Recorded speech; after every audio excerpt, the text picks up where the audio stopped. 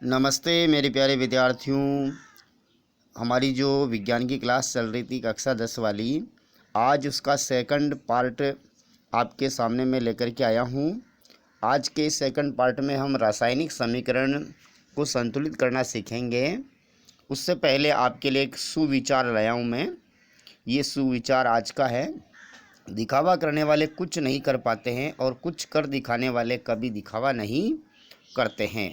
ठीक है ना। शिक्षा विभाग समाचार से लिया गया सुविचार है, बहुत ही अच्छा सुविचार है। इसके ऊपर आप अमल कीजिए। और अब हम अपने टॉपिक के ऊपर चलते हैं। हमारा टॉपिक यहाँ से है आज रासायनिक समीकरण लिखना। ठीक है ना। और रासायनिक समीकरण का महत्व, ये दोनों टॉपिकों के ऊपर हम चर्चा करने वाले हैं। तो मैंने उस दिन आपको जैसा कि बताया था कि रासायनिक समीकरण को लिखने के लिए हमें किसी भी अभिक्रिया में भाग लेने वाले जितने भी पदार्थ हैं उनके हमें अणुसूत्र पता होना चाहिए। ठीक है ना। क्योंकि किसी भी अभिक्रिया में कोई भी अभिक्रिया हो रही हो, चाहे लकड़ी का जलना हो, चाहे प्रकाश संश्लेषण हो, चाहे भोजन का ऑक्सीकरण हो, चाहे लोहे के ऊपर जंग लगने की अभिक्रिया हो, उनमें भाग लेने वाले जो भी पदार्थ है उनके हमें अणुसूत्र पता होना चाहिए। ठीक है। अगर कोई तत्व भाग ले रहा है तो उसका हमें सिंबल, प्रतीक पता होना चाहिए। तत्व का हमें क्या होना चाहिए? प्रतीक मालूम होना चाहिए। ठीक है ना। तो पहली शर्त तो ये हो गई कि रासायनिक अभिक्रिया में भाग लेने वाले जितने भी पदार्थ हैं उनके हमें अणुसूत्र पता होना चाहिए। कैसे? जैसे कि आपसे कहा जाए कि कार्बन डाइऑक्साइड गैस का निर्माण हो रहा है अभिक्रिया के दौरान, तो कार्बन डाइऑक्साइड गैस का सूत्र यानी कि अणुसूत्र क्या होता है? CO2 होता है। ऑक्सीजन बन रही है तो ऑक्सीजन का अणुसूत्र होता है, ऑक्सीजन गैस का अणुसूत्र होता है O2। इस प्रकार से हमें उनके जो सूत्र है वो पता होना चाहिए। तो रासायनिक समीकरण लिखना, ये इसमें क्या होता है कि जो रासायनिक समीकरण में जो हम लिखते हैं तो किसी भी अभिक्रिया में भाग लेने वाले पदार्थ को यदि हम लैंग्वेज में बोलते हैं, कैसे? जैसे कि लकड़ी को ऑक्सीजन की उपस्थिति में जलाने पर कार्बन डाइऑक्साइड गैस बनती है, राख बनती है, ऊष्मा बनती है। तो आप इस थ्योरी में लिखोगे तो 3-4 लाइनें आपके हो जाएगी। अब इन्हीं को यदि हमें शॉर्ट में लिखना है, एक लाइन में लिखना है, तो हम किसका प्रयोग करते हैं? रासायनिक समीकरण का प्रयोग करते हैं। और रासायनिक समीकरण में अब जैसे कि मैं लिखूंगा कि C+O2 इज इक्वल टू, है ना। आप आगे लिखिए, इधर मेरे इधर जगह नहीं, मैं नीचे लिख रहा हूँ CO2। ठीक है ना। प्लस राख बन रही है और प्लस ऊष्मा बन रही। देखो बात वही है कि कार्बन को ऑक्सीजन के साथ जलाया जाता है तो कार्बन डाइऑक्साइड गैस, राख और ऊष्मा बनती है। तो मैंने अभी क्या किया कि लकड़ी का जो दहन है, जलाया जा रहा है, उसको हमने ये उनके जो भाग लेने वाले, जैसे कार्बन और ऑक्सीजन, ये भाग लेने वाले पदार्थ अभिक्रिया बनने वाले पदार्थों को मैंने क्या कर दिया? उनके सूत्रों में लिख दिया जहाँ आवश्यक था वो। ठीक है ना। तो ये क्या बन गई? आपके एक रासायनिक समीकरण बन गई। क्या बन गई है? रासायनिक समीकरण बन गई। समझ में आया कि नहीं आया?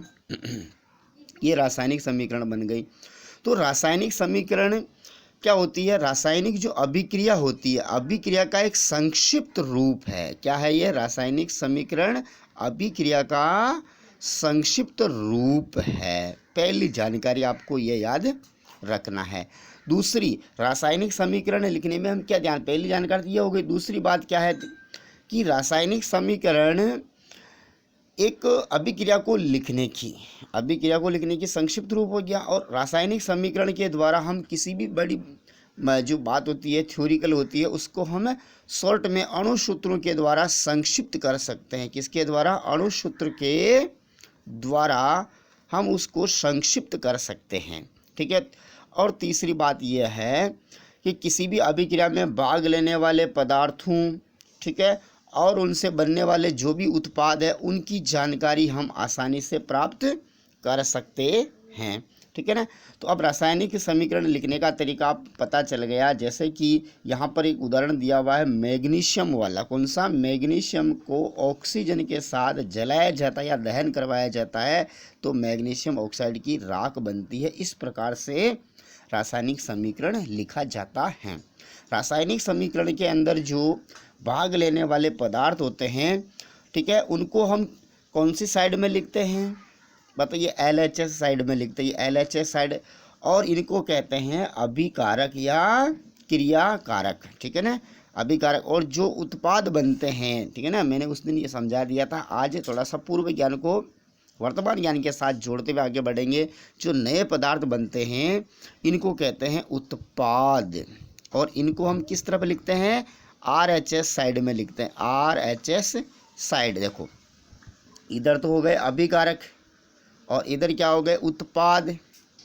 अभिकारकों को तो इधर LHS साइड में लिखते हैं और जो उत्पाद होते हैं उनको RHS साइड में लिखते हैं, और दोनों के बीच में तीर का निशान लगाया जाता है। देखो रासायनिक समीकरण लिखने का तरीका, ठीक है ना। यदि अभिकारक एक से ज़्यादा है, 2 हो सकते हैं, 3 हो सकते हैं, तो जैसे कि अभिकारक आपके पास A B C 3 अभिकारक है, तो तीनों के बीच में हम किसका निशान लगाएंगे, धन चिन्ह का निशान लगाएंगे। समझ में आ गया। इसी प्रकार से यदि आपके पास उत्पाद भी एक से ज़्यादा है, जैसे कि DEF उत्पाद है, तो सभी उत्पादों के बीच में भी हम किसका चिन्ह लगाएंगे, धन का चिन्ह लगाएंगे।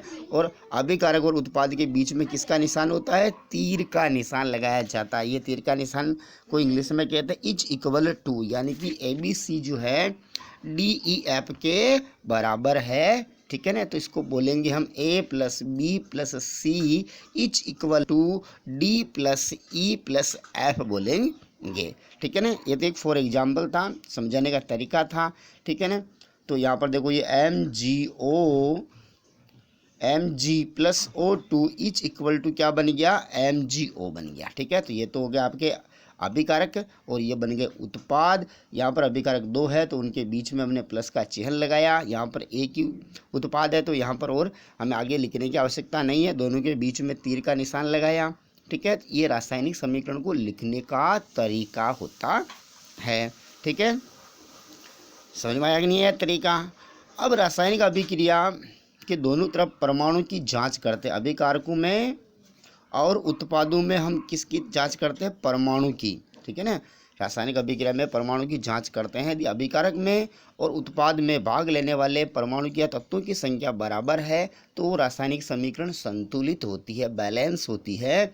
यदि वो बराबर नहीं है, ठीक है ना, जैसे कि इधर ऑक्सीजन के 2 आ रहे हैं, इधर ऑक्सीजन का 1 ही आ रहा है, ठीक है ना, एक ही परमाणु आ रहा है, इसका मतलब यहाँ पर ऑक्सीजन की जो परमाणु है अभिकारकों में और उत्पाद में बराबर नहीं है। तो इस प्रकार के समीकरण को हम कहते हैं कंकाली समीकरण या असंतुलित समीकरण। क्या नाम है, इस प्रकार की समीकरण क्या कहलाती है, कंकाली समीकरण, या इसका एक नाम और है असंतुलित समीकरण, असंतुलित समीकरण, ठीक है ना। आप समझ रहे हैं।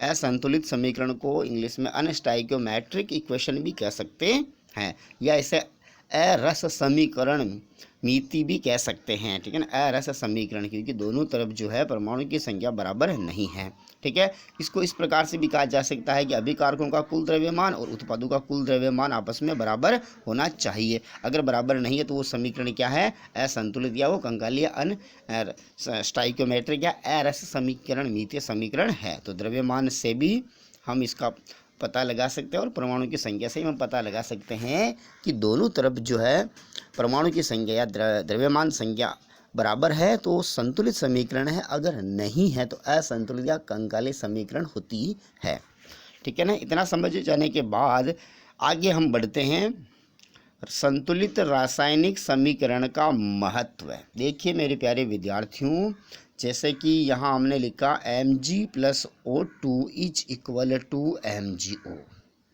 ठीक है ना। अब हम अभिकारक और उत्पादों में परमाणु की संख्या देखते हैं। अभिकारक में Mg का 1 है, उत्पाद में देखो Mg का 1 है। अभिकारकों में ऑक्सीजन के देखो O2 लगा हुआ तो ऑक्सीजन के जो परमाणु है 2 है, जबकि उत्पाद में देखो Mg के नीचे कुछ नहीं, 1 मानेंगे तो यहाँ पर ऑक्सीजन के परमाणु की संख्या 1 है। तो अभिक्रिया में भाग लेने वाले मैग्नीशियम परमाणु की संख्या तो देखो इक्वल आ रही है, सेम है कि नहीं है दोनों में, अभिकारक और उत्पाद में। जबकि देखिए अभी ऑक्सीजन के जो परमाणु की संख्या है अभिकारकों में तो O2 यानी कि ऑक्सीजन 2 है, जबकि उत्पाद में ऑक्सीजन 1 ही है। तो ये समीकरण संतुलित नहीं है, ये समीकरण संतुलित नहीं है, ये समीकरण कंकाली समीकरण है, स्केलेटन इक्वेशन है, ठीक है ना, अनस्टाइक्योमेट्रिक इक्वेशन है। समझ में आया ना, ऐसा समीकरण मिति है। समझ में आया। तो इसको हमें क्या करना पड़ेगा, बैलेंस करना पड़ेगा, संतुलित करना पड़ेगा, ठीक है ना। क्योंकि संतुलित रासायनिक समीकरण का, किसका, संतुलित रासायनिक समीकरण का ही महत्व होता है। संतुलित रासायनिक समीकरण का ही महत्व होता है, ठीक है ना। अब कैसे होता है, आपने कक्षा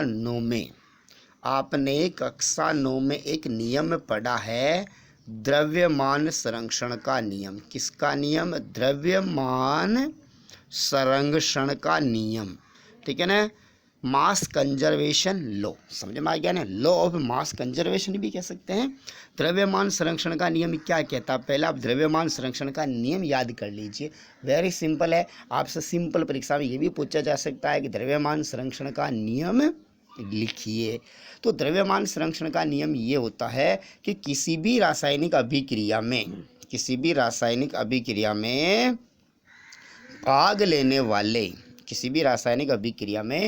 भाग लेने वाले अभिकारक और उत्पादों का जो द्रव्य होता है आपस में बराबर होता है। समझना ठीक है ना, बराबर होता है।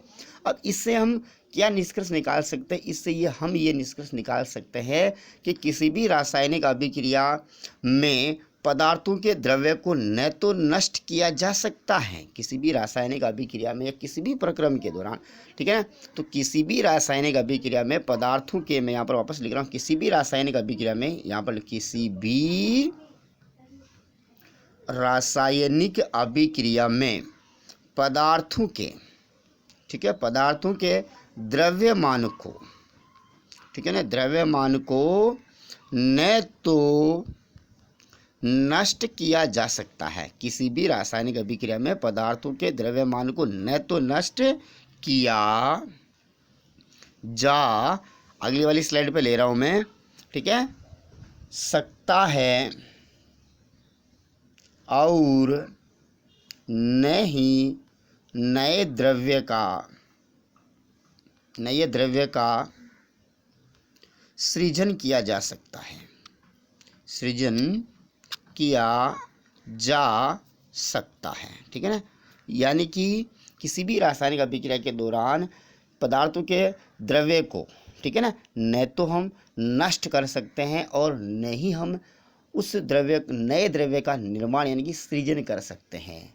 न तो देखो, सिंपल शब्दों में कहूँ अपनी भाषा में, तो किसी भी जो पदार्थ होता है उसका जो द्रव्य होता है, द्रव्य, ठीक है ना, उसको न तो हम नष्ट कर सकते हैं और न ही नए द्रव्य का हम सृजन कर सकते हैं, यानी कि निर्माण कर सकते हैं। हम क्या कर सकते हैं, हम क्या कर सकते हैं, हम केवल द्रव्य को एक रूप से दूसरे रूप में परिवर्तित कर सकते हैं, ठीक है ना, एक रूप से दूसरे रूप में परिवर्तित कर सकते हैं, परंतु पदार्थों का जो द्रव्यमान होता है, द्रव्य होता है, उसको नष्ट नहीं कर सकते हैं, ठीक है ना। ये द्रव्यमान संरक्षण का नियम। तो अब द्रव्यमान संरक्षण के नियमानुसार आप समझिए, किसी भी रासायनिक अभिक्रिया में जो भाग लेने वाले पदार्थों का जो कुल द्रव्यमान अभिक्रिया से पहले और अभिक्रिया के बाद क्या होना चाहिए, संरक्षित होना चाहिए। अगर संरक्षित नहीं है तो उस समीकरण का कोई महत्व नहीं है। वो केवल हमें इतना सा बताती है कि हाँ, इस अभिक्रिया में ये पदार्थ भाग ले रहे हैं और ये बन रहे हैं, परंतु कितनी मात्रा में बन रहे हैं, ठीक है, और इनकी क्या अवस्थाएं हैं, उनके बारे में कोई जानकारी हमें नहीं मिलती है। तो देखिए मेरे प्यारे विद्यार्थियों, यहाँ लिखा हुआ है, देखो आप अच्छी तरह से पढ़िए। आपने द्रव्यमान के संरक्षण का नियम स्मरण होगा, याद होगा, अभी मैंने आपको बता ही दिया। 9वीं कक्षा में अध्ययन किया था कि किसी भी रासायनिक अभिक्रिया में द्रव्यमान का न तो निर्माण होता है, मैंने यही बताया अभी, सृजन यानी निर्माण होता है, और नहीं विनाश होता है। किसी भी रासायनिक अभिक्रिया में द्रव्यमान का न तो निर्माण होता और नहीं विनाश होता। मैंने अच्छी तरह से भी समझाया कि किसी भी रासायनिक अभिक्रिया में द्रव्यमान को न तो हम नष्ट कर सकते हैं और नहीं उसका सृजन कर सकते, द्रव्यमान को एक रूप से दूसरे रूप में बदलते हैं। तो इसका अर्थ ये हुआ कि किसी भी रासायनिक अभिक्रिया में जो पदार्थों का जो पदार्थों का यानी कि अभिकारक और उत्पादों का द्रव्यमान जो होता है आपस में क्या होता है, बराबर होता है। ठीक है ना, किसी भी रासायनिक अभिक्रिया में अभिकारकों का और उत्पादों का द्रव्यमान जो कुल द्रव्यमान आपस में क्या होता है, बराबर होता है। अगर बराबर नहीं है तो उसे हम बराबर करते हैं। ठीक है, तो अब देखिए कैसे बराबर करते हैं, यानी कि बराबर करने का अर्थ यहाँ पर यह है कि अभिकारक और उत्पाद के जो द्रव्यमानों को बराबर करने का अर्थ यह है कि उस समीकरण को हमें क्या करना है, संतुलित करना है। उस समीकरण को संतुलित करना है, यानी कि दोनों तरफ परमाणु की संख्या को हमें बराबर करनी है, संतुलित करना। समझ में आ गया। अब संतुलित कैसे करते हैं, यहाँ पर एक समीकरण के ऊपर आप विचार कीजिए। ठीक है, क्रियाकलाप 1.3 में मैंने आपको बताया था कि जो जिंक होता है, यहाँ वो वाली जिंक के ऊपर सल्फ्यूरिक अम्ल, सल्फ्यूरिक अम्ल का सूत्र H2SO4 होता है। ठीक है, जिंक का Zn होता है। तो जिंक के ऊपर सल्फ्यूरिक अम्ल डाली जाती है तो क्या बनता है, जिंक सल्फेट और हाइड्रोजन गैस बनती है। ठीक है, अब इनके सूत्र लिख रहा हूँ मैं, Zn plus H2SO4 is equal to ZnSO4 plus H2। ये समीकरण थी। देखिए ये आपके क्या है, अभिकारक है, और ये आपके क्या है, उत्पाद है। ठीक है, अब देखिए कुल कितने प्रकार के यहाँ पर तत्व है, तो पहला एक तो जिंक है, दूसरा हाइड्रोजन है, तीसरा S यानी सल्फर है, चौथा O यानी ऑक्सीजन है। 4 प्रकार के यहाँ पर कुल तत्व है।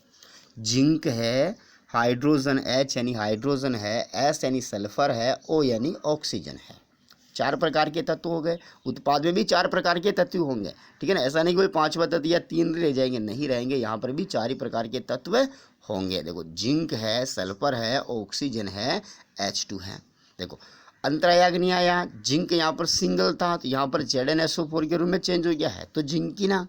इधर H2SO4 के रूप में H था, देखो यहाँ पर H2 अलग हो गया।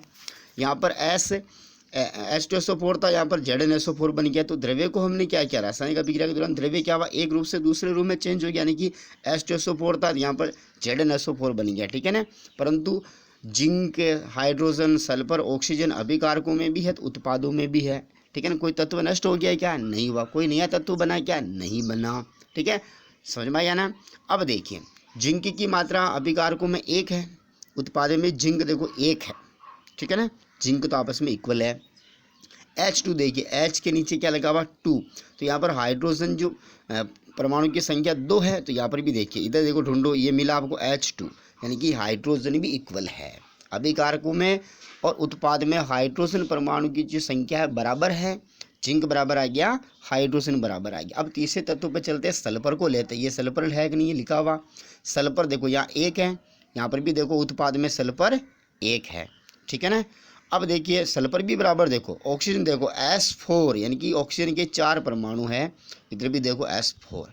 तो यहाँ पर तो देखो इस समीकरण में तो अभिक्रिया में भाग लेने वाले जितने भी पदार्थ हैं उनके तत्व की परमाणु की संख्या और उत्पाद में परमाणु की संख्या क्या आ गई, सेम आ गई, इक्वल आ गई। यानी कि ये समीकरण तो ऑलरेडी अपने आप ही क्या है, पहले से ही संतुलित है। इसको हमें संतुलित करने की आवश्यकता नहीं है, संतुलित है, ऑलरेडी संतुलित समीकरण है। ऐसी बहुत सारी अभिक्रियाएं होती जो अब संतुलित होती है। ठीक है ना, जैसे कि और समीकरण देखो C+O2 इक्वल टू क्या होता है, CO2।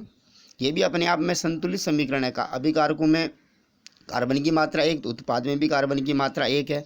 अभिकारकों में जो ऑक्सीजन की मात्रा 2 है तो उत्पाद में भी ऑक्सीजन की मात्रा 2 है, तो ये भी समीकरण ऑलरेडी क्या है, संतुलित होती है। परंतु एक अन्य देखो समीकरण के ऊपर आप विचार करेंगे अभी, और यहाँ पर देखिए अभिकारक और उत्पाद में हमें, अभी मैंने तो यहाँ पर मेरे पास जगह नहीं है, यहाँ पर देखें कि हमें अभिकारक और उत्पाद में परमाणु की संख्या को जांच कैसे करेंगे कि संतुलित है या वो समीकरण संतुलित नहीं है। तो उसको जांच करने के लिए हम एक टेबल बनाते हैं इस प्रकार से। एक तरफ हम क्या लिखते हैं, देखो तत्व का नाम लिखते हैं। क्या लिखते हैं, तत्व का नाम। अभी 4 प्रकार के तत्व थे कि नहीं थे उस समीकरण में, जिंक था, हाइड्रोजन था, सल्फर था, ऑक्सीजन। केवल हम उनके सिंबल लिख लेते हैं। ठीक है ना, और उसके बाद हम सेकंड कॉलम में हम क्या करते हैं, अभिकारकों में परमाणु की संख्या। अभिकारक जो होते हैं ना, अभी मैंने आपको अभिकारक किसे कहते हैं समझा दिया, और उनको LHS साइड में लिखते हैं, तो अभिकारक में परमाणु की संख्या। और उसके बाद थर्ड कॉलम में हम क्या लिखते हैं, उत्पाद में परमाणु की संख्या, जो कि RHS साइड में लिखते हैं, नहीं लिखते उत्पादों को। जिंक का मैंने अभी देखो आपने चर्चा की थी, जिंक का अभिकारकों में भी जो संख्या है वो 1 है, उत्पाद में भी 1 संख्या है। हाइड्रोजन की 2 थी अभिकारकों में और उत्पाद में भी 2 थी। सल्फर की अभिकारकों में संख्या 1 थी, उत्पाद में भी 1 थी। ऑक्सीजन की अभिकारकों में 4 थी, उत्पाद में भी 4 थी। तो देखिए अभिकारक और उत्पाद में दोनों तरफ तत्वों के जो परमाणु की संख्या है वो आपस में क्या है, बराबर है। तो इस प्रकार की जो समीकरण है, ये तो समीकरण क्या है, संतुलित समीकरण है। समझ में आ गया। यदि हम अभिकारकों का कुल द्रव्यमान निकालेंगे, उत्पादों का कुल द्रव्यमान निकालेंगे, तो आपस में क्या आएगा, बराबर आएगा। ठीक है ना। अगर दोनों तरफ परमाणु की संख्या बराबर है तो उन अभिकारक और उत्पादों का जो द्रव्यमान है ना, वो भी आपस में क्या होगा, बराबर होगा। समझ में आ गया। परंतु अब आपके सामने एक नई समीकरण जो है लिखी हुई है, वो नई समीकरण ये देखो। अब हम देखो लिखा हुआ है, अब हम निम्न रासायनिक समीकरणों को संतुलित करने का प्रयास करते हैं। और अभी हम सीखेंगे कि रासायनिक समीकरण को किस प्रकार से संतुलित किया जाता है, किस प्रकार से संतुलित किया जाता है, उस विधि का नाम क्या है। तो आपके इस पाठ्यक्रमानुसार जो हम ये अलग अलग चरणों में रासायनिक समीकरण को बैलेंस करना सीखेंगे, स्टेप बाय स्टेप, ये हमारी ठीक है ना प्रारंभिक अवस्था में इसी प्रकार से सीखेंगे। जब आप सीख जाएंगे तो इन चरणों को आपको लिखने की आवश्यकता ही नहीं पड़ेगी, फटाफट आप चुटकियों में, इस प्रकार से चुटकियों में रासायनिक समीकरण को हल करोगे। मैं इस प्रकार के 2 उदाहरण आपके सामने पेश करूंगा, फिर हम डायरेक्ट हल करेंगे। तो देखिए समीकरण कौन सी है, समीकरण आप देखिए Fe + H2O = Fe3O4 + H2। ठीक है, ये वाली समीकरण थोड़ा मैं बड़ा करके लिख देता हूँ। Fe किसका है, सूत्र बताइए, किसका प्रतीक होता है, Fe लोहे का, ये भी समझा दूँ मैं, लोहे का। ठीक है ना, लोहा आयरन होता कि नहीं होता है, आयरन इंग्लिश में कहते हैं। अब आप कहोगे सर लोहे का सिंबल Fe कैसे बना, इंग्लिश में इसे आयरन कहते हैं, तो इसका आई होना चाहिए, IR होना चाहिए, या कोई ऐसा दूसरा होना चाहिए। तो मेरे प्यारे विद्यार्थियों, जो लोहा होता है इसका सिंबल Fe है। क्या है, F बड़ा E छोटा है। लैटिन भाषा में, कौन सी भाषा में, हमारी हिंदी अंग्रेजी संस्कृत नहीं, लैटिन भाषा में लोहे को क्या कहते हैं, फेरम कहते हैं, FERRUM, फेरम कहते हैं। क्या कहते हैं, फेरम कहते हैं। तो इस फेरम शब्द से क्या ले लिया गया, इस फेरम शब्द से Fe लोहे का सिंबल ले लिया गया है। अच्छी जानकारी है नहीं है मेरे प्यारे विद्यार्थियों। लोहे का जो परमाणु क्रमांक होता है, परमाणु क्रमांक को Z से लिखते हैं मेरे प्यारे विद्यार्थियों। लोहे का परमाणु क्रमांक 26 होता है। कितना होता है, 26 होता है। परमाणु क्रमांक 26 का अर्थ क्या होगा कि लोहे के अंदर जो प्रोटॉनों की संख्या है वो भी क्या है, 26 है। लोहे के अंदर इलेक्ट्रॉन की संख्या भी कितनी है, 26 है। समझ में आया कि नहीं आया। ये तीनों इक्वल होते हैं एक उदासीन परमाणु में। एक उदासीन परमाणु में प्रोटॉन की संख्या, इलेक्ट्रॉन की संख्या और उनका परमाणु क्रमांक जो होता है वो समान होता है। ठीक है ना। अब आपको एक नई जानकारी और बता दूं मैं, परमाणु क्रमांक किसे कहते हैं, ये भी चलो कंसेप्ट निकल करके सामने आ गया। तो परमाणु क्रमांक क्योंकि आगे हम पढ़ने वाले हैं, परमाणु क्रमांक Z से लिखते हैं। इसे किसे कहते हैं, तो किसी भी तत्व के नाभिक में, किसी भी तत्व के नाभिक में उपस्थित प्रोटॉनों की संख्या, किसी भी तत्व के नाभिक में उपस्थित प्रोटॉन, यानी कि ठीक है ना, प्रोटॉन को P से लिखते हैं, प्रोटॉन की संख्या ही उसका क्या कहलाता है, परमाणु क्रमांक कहलाता है। जैसे सोडियम के नाभिक में 26 प्रोटॉन है तो उसका परमाणु क्रमांक क्या हो गया, 26 हो गया। सोडियम के नाभिक में 11 प्रोटॉन होते हैं तो सोडियम का क्या होता है, परमाणु क्रमांक 11 होता है। समझ में आ रहा है ना। अब देखिए Fe किसका सूत्र हो गया, लोहे का। अब H2O किसका सूत्र होता है, जानते मेरे प्यारे विद्यार्थियों, H2O होता है जल का सूत्र।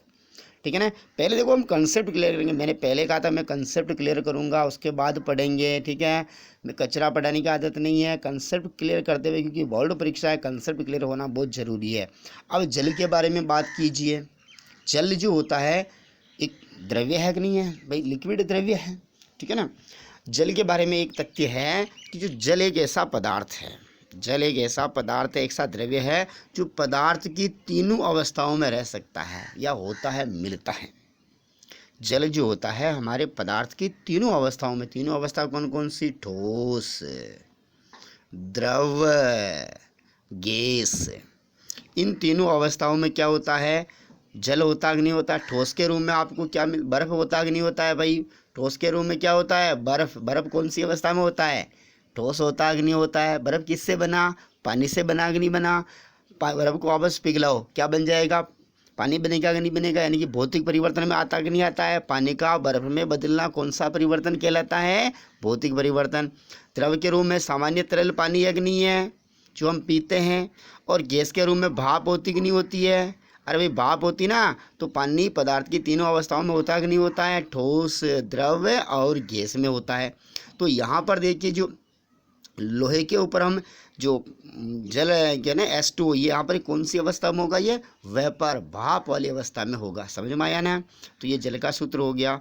उसके बाद देखिए Fe3O4, Fe3O4 ये है आयरन ऑक्साइड, एक प्रकार का क्या है ये? Iron oxide. अब इसका रासायनिक नाम क्या है मेरे प्यारे विद्यार्थियों? यहाँ पर जो लोहा है उसकी ऑक्सीकरण अवस्था +4 है, ठीक है, समझ में आया ना? Fe3O4 में लोहे की ऑक्सीकरण अवस्था 4 है, ठीक है ना, जो कि एक सामान्य से ज़्यादा है, अधिक है। तो इसका एक रासायनिक नाम होगा फेरिक। कौन सा? फेरिक ऑक्साइड होगा। ये क्या होगा? फेरिक ऑक्साइड, ठीक है ना। अगर किसी प्रथम तत्व की ऑक्सीकरण अवस्था सामान्य से ज़्यादा है तो उसके लिए हम इक का प्रयोग करते हैं। इक अधिक होने पर इक, है ना, तो फेरिक ऑक्साइड होगा। क्या होगा?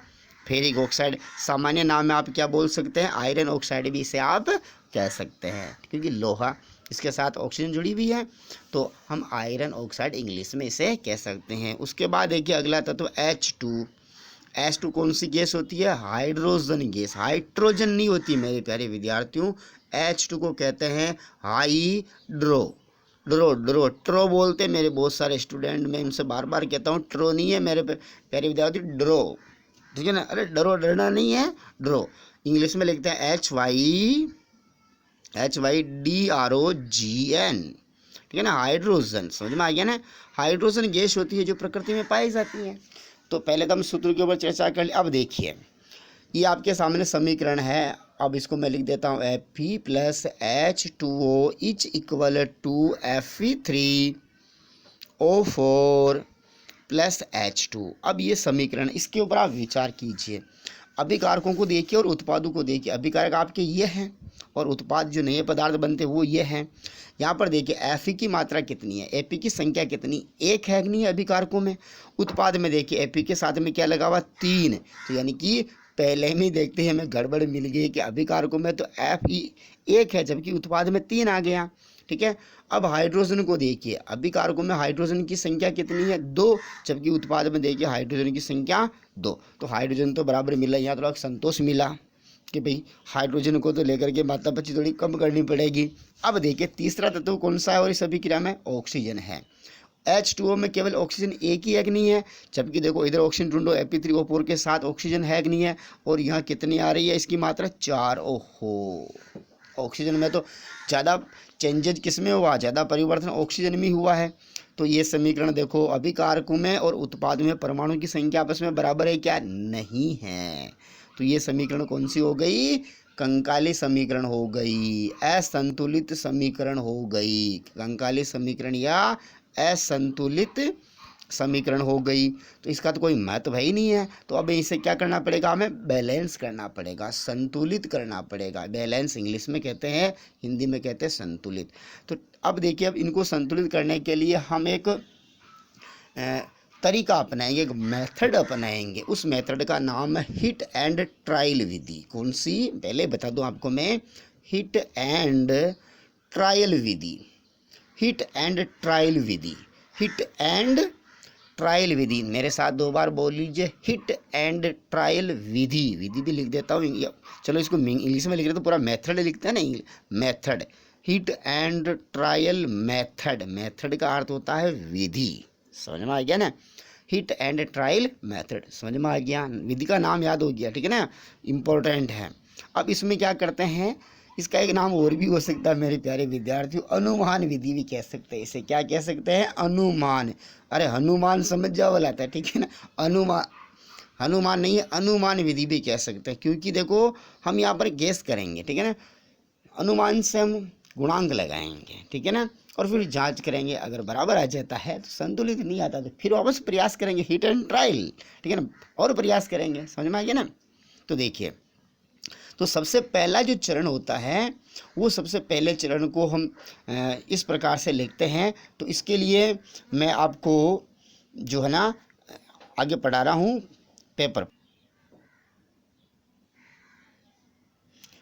तो अब हम इस समीकरण को संतुलित करना सीखेंगे। तो इसके लिए मेरे प्यारे विद्यार्थियों कुछ चरण होते हैं, उन चरणों में हम क्या इसको संतुलित करेंगे। तो सबसे पहला चरण देखिए आप, सबसे पहले चरण में जो हम करते हैं कि जो समीकरण दी हुई चरण 1 में देखो आप, चरण फर्स्ट, ये क्या लिखा हुआ? चरण फर्स्ट। इसको थोड़ा बड़ा कर देते हैं। चरण फर्स्ट में आप देखिए जो समीकरण दी हुई है अपनी, ये Fe plus H2O is equal to Fe3O4 plus H2O।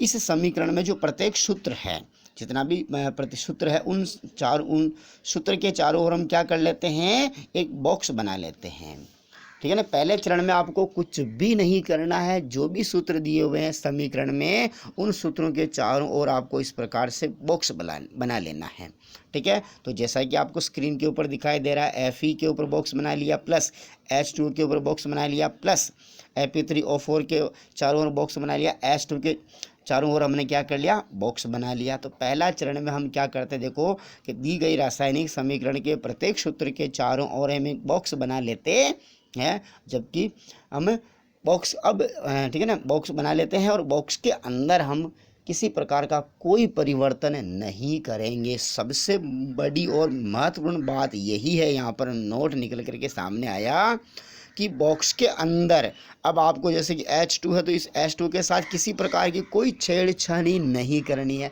Box के अंदर आप किसी प्रकार का कोई परिवर्तन नहीं करेंगे, ठीक है, ये सुन लो। यानी कि सूत्रों के साथ हमें कोई छेड़छाड़ नहीं करनी है। Fe3O4 है तो उसको Fe3O4 ही रखेंगे। ऐसा नहीं है कि वहाँ पर ऑक्सीजन को 3 कर दो, ठीक है ना, Fe3O4 में तो बराबर हो जाएगा, या एक ऐसा कर दो, कुछ नहीं करना। बॉक्स के अंदर किसी प्रकार का कोई परिवर्तन नहीं करना। अब देखिए चरण 2 में क्या करना है। चरण 2 में हमें क्या करना है कि अभिकारक और उत्पादों में, अभिकारकों में और उत्पादों में, अभिकारक और उत्पादों में हमें परमाणु की संख्या जो है काउंट करनी है, ठीक है ना। परमाणु की संख्या की हमें सूची बनानी है।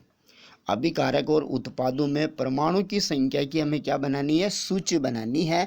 तो सूची बनाएंगे इस प्रकार से, देखो चरण 2 संतुलित समीकरण में उपस्थित जो भी असंतुलित समीकरण है अभी यहाँ पर, तो असंतुलित समीकरण में उपस्थित विभिन्न तत्वों के परमाणु की हम क्या बना लेते हैं? सूची बना लेते हैं। देखो सारणी इस प्रकार से बनेगी, एक तरफ तत्व लिखे जाएंगे और एक तरफ क्या, दूसरे कॉलम में क्या लिखेंगे? अभिकारकों में परमाणु की संख्या LHS, ये याद कर लीजिए। उत्पादों में परमाणु की संख्या RHS साइड में लिखी जो, ठीक है, समीकरण में हम पहले चर्चा कर चुके हैं। तो इस समीकरण में कितने प्रकार के परमाणु है? 3 प्रकार के, लोहा है, हाइड्रोजन है, ऑक्सीजन। यही है कि नहीं है? लोहा है, हाइड्रोजन है, ऑक्सीजन, एक तरफ पे लिख दिया। अब देखिए अभिकारकों में, यानी कि ठीक है ना, अभिकारकों में जो आयरन की मात्रा है वो कितनी है? अभिकारकों में आयरन की मात्रा 1 है, ठीक है ना, केवल Fe था। जबकि उत्पादों में Fe3 था नहीं था, तो Fe3, तो आयरन की मात्रा 3 हो गई। इसी प्रकार से हाइड्रोजन की मात्रा देखिए, अभिकारकों में H2O के रूप में हाइड्रोजन की मात्रा कितनी है? 2 है कि नहीं है? तो देखो ये 2 लिख दिया। जबकि उत्पादों में भी हाइड्रोजन की मात्रा कितनी? H2 के रूप में हाइड्रोजन, तो यहाँ पर भी 2 है, तो 2 और देखो 2 लिख दिया। अभिकारकों में भी हाइड्रोजन की मात्रा 2, उत्पाद में भी हाइड्रोजन की मात्रा 2, ठीक है। तीसरा तत्व है ऑक्सीजन, ठीक है। ऑक्सीजन की अभिकारकों में जो संख्या है, ठीक है, वो 1 है। जबकि उत्पाद में ऑक्सीजन की जो संख्या है वो कितनी है? 4 है। मैंने मात्रा क्वांटिटी समझ में आया ना, काउंटिंग, इसलिए मात्रा भी, ठीक है ना, मैंने कहा है संख्या, नंबर, ठीक है ना, नंबर ऑफ एटम्स। तो इतना आपने काउंट कर लिया। तो अब हम ये देखेंगे कि कौन से परमाणु की संख्या ज़्यादा गड़बड़ है, कम ज़्यादा किस में हो रहा है। तो देखिए सबसे ज़्यादा की अगर हम बात करें, सबसे ज़्यादा की अगर हम बात करें हम, तो यहाँ पर देखिए ऑक्सीजन के तत्व में, ऑक्सीजन के परमाणु में ज़्यादा परिवर्तन हो रहा है। अभिकारकों में तो ऑक्सीजन 1 है, जबकि उत्पाद में ऑक्सीजन की संख्या बढ़कर के 4 हो गई है। ठीक है, तो एक तो ये असंतुलित है, इसे संतुलित करना। दूसरा है लोहे की मात्रा, इधर अभिकारकों में 1 है, उत्पाद में 3 है, तो लोहे की मात्रा में थोड़ा सा कम परिवर्तन, जबकि ऑक्सीजन में सबसे ज़्यादा परिवर्तन। हाइड्रोजन तो अभी आपको बराबर दिखाई दे रही है। तो तीसरा चरण में अब हम क्या करेंगे, सुविधा के लिए, ये कोई फिक्स नहीं है, अपनी सुविधा के लिए या एक सामान्य परिपाटी के अनुसार सबसे अधिक परमाणु वाले यौगिक को पहले संतुलित करते हैं, जिनमें जिस यौगिक में ज़्यादा परमाणु, जैसे कि Fe3O4 में ज़्यादा परमाणु है कि नहीं है। ठीक है, Fe3O4 में ज़्यादा परमाणु कैसे, जैसे कि Fe के 3 है, ऑक्सीजन के 4 है, तो कुल 7 परमाणु हुए कि नहीं हुए इस यौगिक में। ठीक है, तो एक सामान्य परिपाटी के अनुसार हम ज़्यादा परमाणु वाले तत्व को पहले संतुलित करते हैं, चाहे वो पदार्थ या यौगिक अभिकारकों में हो या उत्पाद में हो, कहीं पर भी हो सकता है। तो उस यौगिक को पहले संतुलित किया जाता है जिसके अंतर्गत परमाणु की संख्या ज़्यादा होती है, और ठीक है, और ज़्यादा असंतुलित भी होती है। ठीक है ना, ज़्यादा असंतुलित भी होती है। तो यहाँ पर ज़्यादा असंतुलित किसकी आ रही है, ऑक्सीजन की आ रही है, और ऑक्सीजन किसके साथ है, Fe3O4 के साथ है, ठीक, और इधर जल के साथ है। ठीक है, तो हम सबसे पहले ऑक्सीजन को ही चुनेंगे। ठीक है, तो इसके लिए भी एक सारणी बनेगी, समझ में आया ना। तो अब आपको पता चल गया कि भाई ऑक्सीजन के परमाणु को संतुलित करेंगे। ठीक है, ऑक्सीजन के परमाणु की संख्या ज़्यादा गड़बड़ है, समझ में आ गया ना। LHA साइड में ऑक्सीजन 1 है, RHA साइड में 4 है। तो देखो किस प्रकार से एक यहाँ पर सारणी बनेगी वापस। ठीक है, यहाँ पर मैंने बोला जो पूरा का पूरा ये मैंने बोला ना, वो यही लिखा हुआ है। तो अब ऑक्सीजन के परमाणु की संख्या को हम क्या करेंगे, संतुलित करेंगे। तो इस प्रकार की टेबल आपके सामने ये बनी हुई है, देखना इस टेबल को। एक तरफ आप क्या लिखेंगे, ऑक्सीजन के परमाणु, उसके बाद अभिकारकों में कितने, उत्पाद में कितने। तो देखो ऑक्सीजन के परमाणु प्रारंभ में, यानी कि जब वो समीकरण असंतुलित थी, और उसके बाद संतुलित करने के बाद, यानी कि संतुलित करने के पश्चात। समझ में आया कि नहीं आया। तो प्रारंभ में देखो अभिकारकों में जो ऑक्सीजन है वो किसके साथ है, H2O के साथ है। ठीक है, जबकि उत्पाद में ऑक्सीजन किसके साथ है, इधर देखो Fe3O4। ठीक है ना, तो प्रारंभ में अभिकारकों में ऑक्सीजन की मात्रा कितनी है, 1 है। ठीक है ना, 1 है, जबकि प्रारंभ में ऑक्सीजन की मात्रा उत्पाद में कितनी है, ये देखो 4 है। ठीक है, अब देखो हमारा मेन काम यहीं से शुरू हो जाता है। अब ध्यानपूर्वक सुनिए, मैंने आपको कहा कि बॉक्स के अंदर हम किसी प्रकार का कोई परिवर्तन नहीं करेंगे, जो भी परिवर्तन करना होगा हम बॉक्स के बाहर करेंगे। तो मेरे प्यारे विद्यार्थियों, अब आप ये ध्यान रखिए कि इधर देखिए उत्पाद में ऑक्सीजन 4 है, अभिकारकों में ऑक्सीजन की मात्रा 1 ही है। तो हम क्या करेंगे कि ये एक ऑक्सीजन को हम क्या करेंगे, 4 बनाएंगे। एक ऑक्सीजन को 4 कैसे बनाएंगे, सूत्र के अंदर परिवर्तन नहीं करेंगे, सूत्र के बाहर हम क्या करेंगे कि देखो इधर तो ये 4 है और इधर ऑक्सीजन की मात्रा 1 है। तो अब आप 1 को 4 बनाने के लिए इस संख्या को आप कितने से गुणा करेंगे, ताकि एक ही बार में 4 बन जाए। तो 4 को आप 1 से गुणा कर लो, 4 एकम 4, तो क्या हो जाएंगे, इधर भी ऑक्सीजन 4 हो जाएंगे और इधर भी 4 हो जाएंगे। तो अब ये 4 हम कहाँ लिखेंगे, ये 4 हम कहाँ लिखेंगे, तो ये 4 हम जैसे कि H2O है बॉक्स के बाहर ऐसे लिखेंगे, और इन 4 को हम क्या कहेंगे, गुणांक कहेंगे। क्या कहेंगे, गुणांक कहेंगे, जो सूत्र के बाहर सामने बॉक्स के बाहर आगे लिखा जाता है। अब ये जो 4 लगे ना H2O के सामने, अब ये जो बॉक्स के बाहर जो 4 लगे हुए, ये 4 हाइड्रोजन के लिए भी होते हैं और ये 4 ऑक्सीजन के लिए भी होते हैं। यानी कि उस अणुसूत्र में जितने भी परमाणु हैं उन सभी के लिए गुणांक होता है। गुणांक का मतलब ही गुणा करना। अब देखो 4 को हाइड्रोजन के परमाणु कितने, 2 है, तो यहाँ पर हाइड्रोजन के कुल कितने परमाणु बन गए, 4 को 2 के साथ गुणा करो तो 4 दूनी 8। यहाँ पर हाइड्रोजन के कितने बन गए, 8।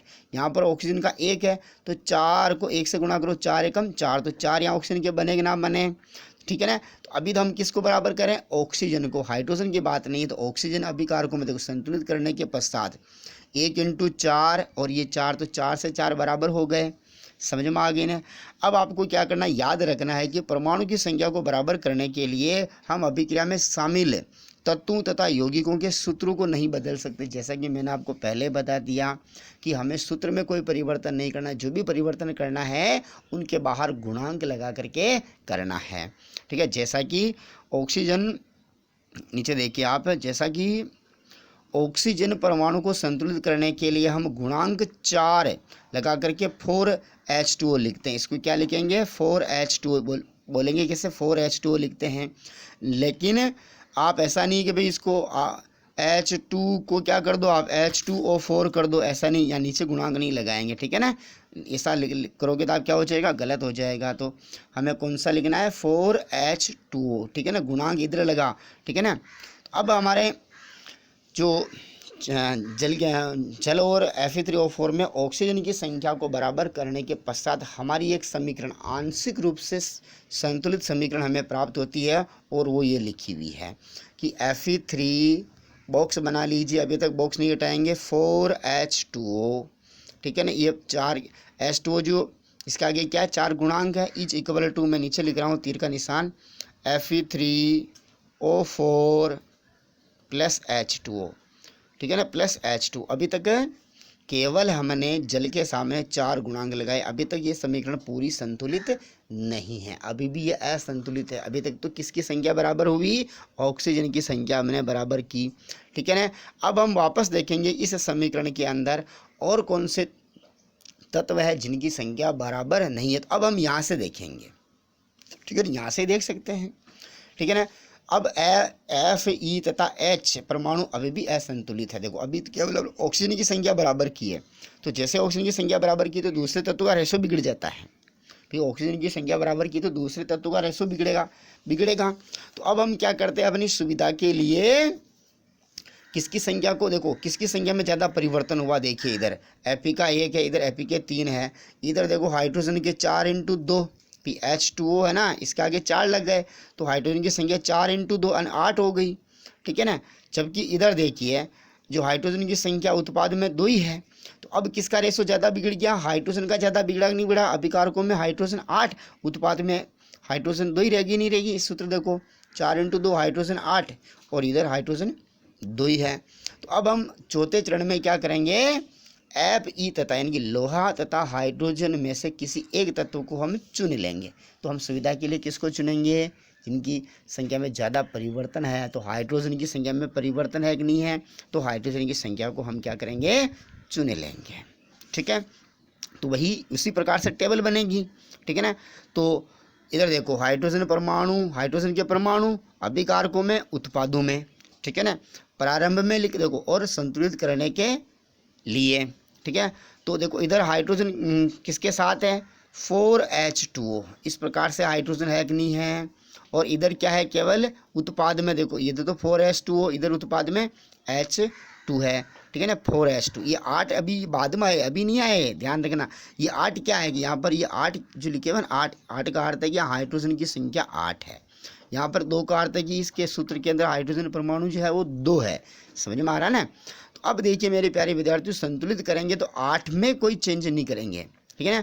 8 को हम इधर 2 नहीं बनाएंगे, बड़ी संख्या को छोटी नहीं करेंगे, छोटी संख्या को बड़ी करेंगे। तो उत्पाद में हाइड्रोजन 2 है। अब आपको क्या करना है, अभिकारक और उत्पाद में परमाणु की संख्या को बराबर करना, 8 करना है। तो 2 को आपको 8 बनाना है, तो किस संख्या से गुणा किया जाएगा, एक ही बार में फर्स्ट ही गुणांक में 2 8 बन जाए, तो 2 को 4 से गुणा कर दो, ठीक है ना। ऐसा नहीं कि 2 2 से टुकड़े, नहीं, एक ही ऐसी संख्या चुनो जो 2 को डायरेक्ट 8 बना देती है। तो वो संख्या आई 4 है। कौन सी आ गई, 4 आ गई। तो 2 को जैसे ही आपने 4 से गुणा किया तो 4 दूनी 8 हो गए। अब देखो आप, अभिकारकों में हाइड्रोजन की मात्रा 8, उत्पाद में भी हाइड्रोजन की मात्रा कितनी हो गई, 8 हुई। तो यानी कि हाइड्रोजन भी अब क्या हो गया, बैलेंस हो चुका है अभिकारक और उत्पाद में। तो अब देखिए क्या लग जाएगा, H2 के आगे क्या लग जाएगा, ठीक है, कितने से गुणा किया, 4 से, तो 4H2 हो जाएगा। क्या हो जाएगा, 4H2 हो जाएगा। तो अब देखिए जो आंशिक रूप से जो संतुलित समीकरण वो किस प्रकार से लिखी जाएगी।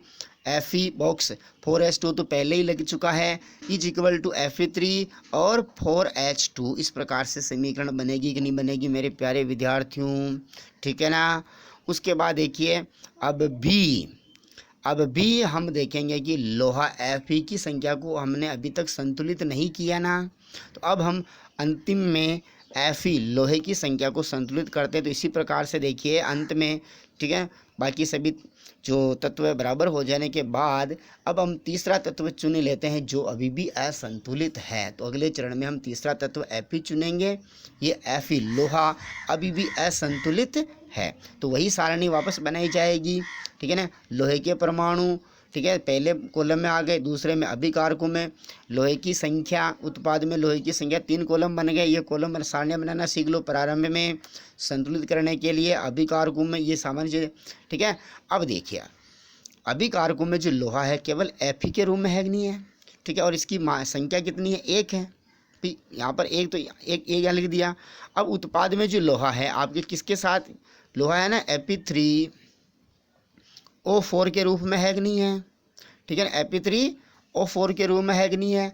और यहाँ पर जो लोहे की संख्या है, लोहे के परमाणु कितने हैं, देखो 3 है, तो ये 3 यहाँ बाहर लिख दिए, ठीक है ना। ये 1 और 3 का अर्थ समझ में आ गया।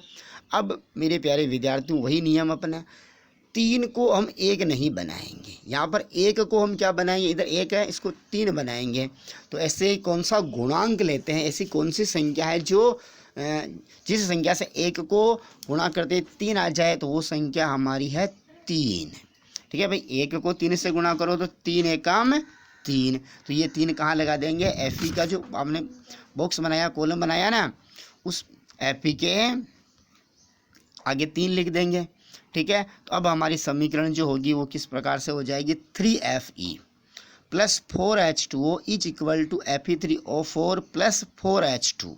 ये समीकरण इस प्रकार से बनी कि ना बनी, ठीक है। स्टेप बाय स्टेप हमने एक एक तत्व को संतुलित किया और उसके बाहर गुणांक लिखते हैं कि जिस भी संख्या से हमने गुणा किया उसका गुणांक उसके बाहर लिख दिया, ठीक है ना। ये गुणांक कहलाते हैं, ठीक है ना। हमने सूत्रों के अंदर कोई परिवर्तन नहीं किया, ये गुणांक कहलाते हैं। बाहर जो हमने लिखे ना गुणांक कहते हैं, ठीक है ना, गुणा के अंक। गुणांक का संधि विच्छेद क्या होता है, गुणा प्लस अंक। कौन सी संधि है मेरे प्यारे विद्यार्थियों, हिंदी में भी बात कर लेते, कौन सी संधि है, स्वर संधि में कौन सी संधि है, आप बताना मुझे कमेंट करके, ठीक है, आपकी भी जांच होती रहेगी। अब देखिए मेरे छठे चरण में हम क्या करते हैं, जितने भी हमारे जैसे 4 तत्व होते तो और भी चरण बन जाता है एक, ठीक है ना, समझ में आया ना। जितने तत्व होते हैं उतने चरण बन जाते हैं। अब हमारे 3 ही प्रकार के तत्व थे, वो 3 ही प्रकार के तत्व को हमने अभी बैलेंस कर लिया। अब हम छठे चरण में, ठीक है, यहाँ पर छठा चरण आया, अब हम जांच करेंगे कि आप हमने जो सभी तत्वों को बैलेंस किया है, संतुलित किया है, क्या वास्तव में अभिकारकों में और उत्पादों में तत्वों की संख्या बराबर हुई कि नहीं हुई, परमाणु की संख्या बराबर हुई या नहीं हुई, उसकी हम जांच करेंगे। तो जांच करने का वही तरीका है मेरे प्यारे विद्यार्थियों। जांच आप एक टेबल बना करके भी कर सकते हैं, ठीक है ना, बिना टेबल के भी आप कर सकते हैं और टेबल बना करके भी आप कर सकते हैं, ठीक है ना। तो अंत में संतुलित समीकरण की जांच के लिए समीकरण के दोनों ओर तत्वों के परमाणु की संख्या का परिकलन करते हैं। परिकलन का मतलब वही गणना करते हैं, ठीक है ना। कलन का मतलब होता है कैलकुलेशन करना, परिकलन, ठीक है ना। उन सभी की संख्या को हम क्या करते हैं, जोड़ते हैं, देखते हैं, काउंट करते हैं, समझ में आया ना। तो देखो थोड़ा सा बड़ा कर देते ताकि ठीक रहेगा ना काउंटिंग करने में। उसके बाद अब देखिए आप यहाँ से तीर के निशान के इधर ये क्या है, अभिकारक है, और ये अपने क्या है, उत्पाद है, ठीक है। अब देखो लोहे के कितने यहाँ पर 3, देखो 3Fe, इधर देखो लोहे के भी नीचे 3 है, तो लोहा आपस में बराबर है। हाइड्रोजन के देखो 4H2O, तो 4 × 2, तो हाइड्रोजन के 8, इधर देखो हाइड्रोजन के 4 × H2O में 4 × 2 8 हो गए, हाइड्रोजन भी बैलेंस है। ऑक्सीजन देखो 4 × 1 4, इधर देखो 4, तो हाइड्रोजन भी आपस में बराबर हो गया है, ठीक है। यानी कि हमारी जो समीकरण है वो संतुलित हो चुकी है और इसका रूप क्या हो गया, 3Fe plus 4H2O is equal to Fe3O4 plus 4 H2, ऐसे इंग्लिश में बोला जाता है रासायनिक समीकरण को। ठीक है, अब देखिए हमने इसमें क्या किया, ये जो हमारा मेथड था उसका नाम मैंने आपको पहले बता दिया कि इस समीकरण में दोनों ओर के तत्वों की परमाणु की संख्या बराबर आ गई, अतः ये समीकरण अब क्या हो गई, संतुलित हो गई। रासायनिक समीकरण को संतुलित करने की इस विधि को हिट एंड ट्रायल विधि कहते हैं। रासायनिक समीकरण को ये संतुलित करने का जो मेथड है, ये चरण वाला, ये क्या कहलाता है, हिट एंड ट्रायल विधि कहलाता है। क्यों कहलाता है? हिट एंड ट्रायल विधि की विशेषता क्या है? क्योंकि सबसे छोटी पूर्णांक संख्या के गुणांक का उपयोग करके इस समीकरण को संतुलित करने का हम क्या करते हैं, प्रयत्न करते हैं। देखो सबसे छोटी गुणांक संख्या हमने, जैसे कि मैंने आपको बताया था कि भाई इधर Fe का 1 है, इधर Fe3O4 है, ठीक है ना, इधर Fe के 3, इधर Fe का 1 था। तो हमने ऐसा नहीं किया कि भाई 3 को 1 बनाया, हमने छोटी पूर्णांक संख्या 1 थी, इसको हमने ऐसी छोटी से छोटी पूर्णांक संख्या ढूंढी कि उससे गुणा करने पर 1 3 बन जाए, तो वो छोटी पूर्णांक संख्या आई 3 आई। तो छोटी पूर्णांक संख्या को लेकर के हम समीकरण को क्या करते हैं, संतुलित करने का एक प्रयास करते हैं। तो इस प्रकार का जो मेथड होता है हिट एंड ट्रायल मेथड कहलाता है। अनुमान विधि कह सकते हैं इसे, त्रुटि और प्रयास विधि भी कह सकते हैं। ठीक है ना, तो हिट एंड ट्रायल विधि ये हो गई। इतना हो जाने के बाद, जांच हो जाने के बाद अंत में हम लिखते हैं 7वें, अंत का जो चरण होता है, चाहे वो 7वें नंबर पे हो, चाहे 8वें पे आ जाओ, या कभी किसी में 6 पर भी समाप्त हो सकता है, भौतिक अवस्थाओं के संकेत लिखना है। यानी कि किसी रासायनिक अभिक्रिया में भाग लेने पर पदार्थ द्रव अवस्था में है, गैस अवस्था में है या द्रव अवस्था में है, उनके संकेत लिखना है। ठोस होता है तो ठोस को इंग्लिश में क्या कहते हैं प्यारे विद्यार्थियों, सॉलिड कहते हैं कि नहीं कहते हैं, सॉलिड। तो ठोस है तो उसके पदार्थ के साथ हम एस लिख देंगे। अगर द्रव है तो द्रव को इंग्लिश में क्या कहते हैं, लिक्विड, LIQUID जो भी है लिक्विड। तो लिक्विड है तो उस पदार्थ के साथ हम एल लिख देंगे इस प्रकार का। अगर गैस है, GAS गैस, तो गैस है तो G लिख देंगे। समझ में आ रहा है ना। यदि वो पदार्थ पानी में घोला हुआ है, यानी कि पदार्थ का जलीय विलयन है, पदार्थ का जलीय विलयन, कौन सा विलयन, जलीय विलयन है, तो जलीय विलयन को एक्वस सॉल्यूशन इंग्लिश में कहते हैं। और आपको AQ लिखना है, क्या लिखना है, AQ लिखना है। समझ में आ गया। यदि अभिक्रिया के दौरान कोई गैस बाहर निकल रही है तो अप एरो लगाएंगे। क्या लगाएंगे, अगर कोई गैस जैसे H2 है ना, ये बाहर जा रही है तो अप एरो लगाएंगे, यानी कि इस प्रयोग से इस अभिक्रिया के दौरान गैस बन रही है तो अप एरो लगाएंगे। अगर कोई गाढ़ा अवक्षेप बन रहा है, दही जैसा पदार्थ बन रहा है, तो उस पदार्थ के साथ हम डाउन एरो लगाएंगे इस प्रकार का। समझ में आ गया ना। अवक्षेप बन रहा है, दही जैसा गाढ़ा पदार्थ बन रहा है, तो भौतिक अवस्थाओं के संकेत इस प्रकार से लिखे जाते हैं। तो अभी देखिए ये तो मैंने समझा दिया LGS। अब देखिए यहाँ पर जो लोहा होता है कौन सी अवस्था में होता है, ये देखो 3 आ गया यहाँ, लोहा कौन सी अवस्था में, सॉलिड, तो यहाँ S लिख देंगे, ठीक है, प्लस 4H2O। यहाँ पर जो ये H2 है ना, ये लिक्विड रूम में नहीं है, भाप के रूम में है, तो G लिखेंगे, वेपर, G लिख देंगे।